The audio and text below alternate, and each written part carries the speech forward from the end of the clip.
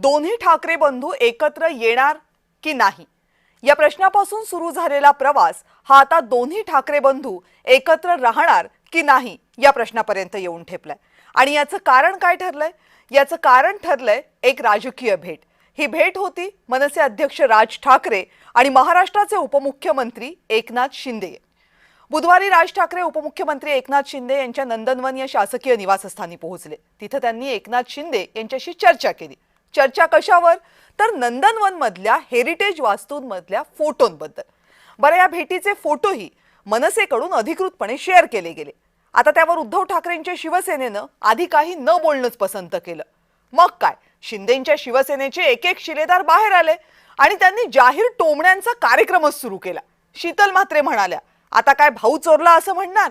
नरेश म्हस्के म्हणाले, भेटीनं आम्हाला आनंद झालाय पण इतर अनेकांना पोटशूळ उठलाय। आता एवढे टोमणे ऐकल्यानंतर उत्तर देणं तर भागच होतं। मग संजय राऊत मैदानात आले आणि एकनाथ शिंदे यांच्याशी आमचं भांडण आहे आणि राहील असं ठासून सांगितलं। वर नंदनवरवरूनही शिंदेंना एक दोन आणखीन टोमणे हाणले, पण ते राज ठाकरेंना काही बोलले नाहीत। आदित्य ठाकरेंना या भेटीबद्दलच्या प्रश्नावर पत्रकार विचारत होते, चकार शब्द बोलले नाहीत। पण ठाकरेंचा दुरावा फक्त या भेटीमुळे दिसलाय असं नाहीये। तब्बल 5 महिने चर्चेची गुऱ्हाळ झाली आणि मग राज ठाकरे आणि उद्धव ठाकरे महानगरपालिका निवडणुकांच्या निमित्तानं एकत्र आले। मुंबई महानगरपालिकेसाठी दोघांनी एकत्र सभा घेतल्या पण यश काही मिळालं नाही। मुंबई महानगरपालिकेची निवडणूक झाली आणि त्यानंतर राज ठाकरे आणि उद्धव ठाकरे हे एकदा एकत्र दिसले, ते बाळासाहेबांच्या जन्मशताब्दीच्या कार्यक्रमाच्या निमित्तानं, राजकीय कार्यक्रमात नाही। सत्ता स्थापनेच्या गणितात कल्याण डोंबिवलीत मनसेनं शिवसेनेला साथ दिली म्हणून उद्धव ठाकरे नाराज झाले, तर चंद्रपूरमध्ये उद्धव ठाकरेंच्या सेनेला भाजपनं साथ दिली म्हणून राज ठाकरे नाराज झाले। दोन्ही भाऊ एकत्र राहणार की दूर जाणार याचा अंदाज या एवढ्याच परिस्थितीवर नक्की लावता येणार नाही। उपमुख्यमंत्री असणाऱ्या एकनाथ शिंदेंना राज ठाकरेंनी भेटणं म्हणजे भूमिका बदलणं असंही सरधोपटपणे म्हणण्याचं कारण नाहीये, कारण प्रत्येक भेट ही काही फक्त राजकीय गणितांसाठीच घेतली असंही नसतं।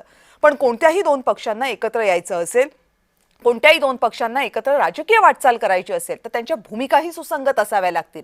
एकनाथ शिंदेबद्दल एका पक्षामध्ये टोकाचा राग असेल आणि दुसऱ्या पक्षामध्ये दोस्ती यारी सहज जपली जात असेल तर मग तो सुसंगतपणा कसा दिसणार हा सवाल आहे। आणि जर तो सुसंगतपणा दिसणार नसेल तर मग दोन्ही ठाकरे बंधूंमधल्या भविष्यातल्या दुराव्याची ही सुरुवात आहे का हा सवाल अवाजवी ठरत नाही।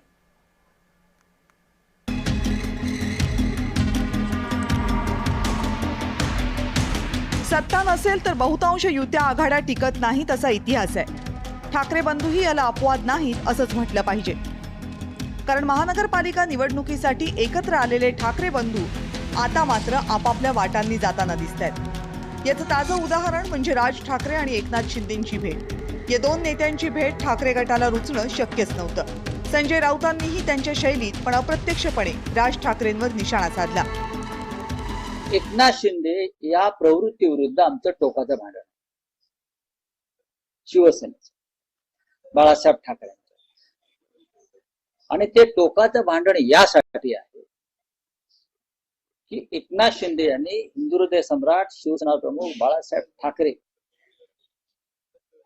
यांनी स्थापन केलेल्या शिवसेनेच्या पाठीत खंजीर खुपसली, म्हणजे बाळासाहेब ठाकरेंच्या विचारांशी बेईमानी केली। राऊतांच्या या प्रतिक्रियेला शिवसेनेचे खासदार नरेश म्हस्के यांनी एक्स वरून उत्तर दिलं।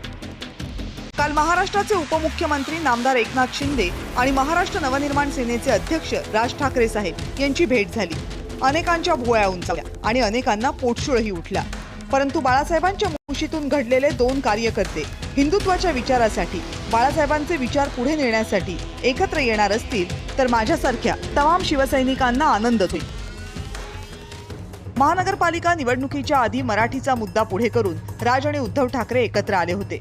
सत्ता मिळवण्याचा प्रयत्न करण्यासाठी दोघांनी 2 दशकांचे मतभेद बाजूला ठेवले होते, पण सत्ता काही मिळवता आली नाही। त्यानंतर लगेच कल्याण डोंबिवली महानगरपालिकेमध्ये शिवसेनेचा महापौर बसावा यासाठी मनसेनं शिवसेनेला पाठिंबा दिला। ठाकरे गटानं तेव्हाही मनसेवर टीका केली होती।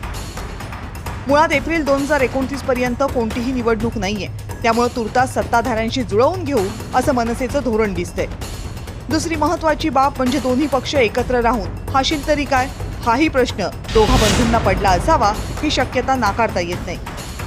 त्यामुळे 2029च्या निवडणुकीदरम्यान ठाकरे बंधू पुन्हा एकत्र येणार का याची वाट पाहण्याशिवाय दोन्ही पक्षांच्या कार्यकर्त्यांकडे दुसरा पर्यायच दिसत नाहीये.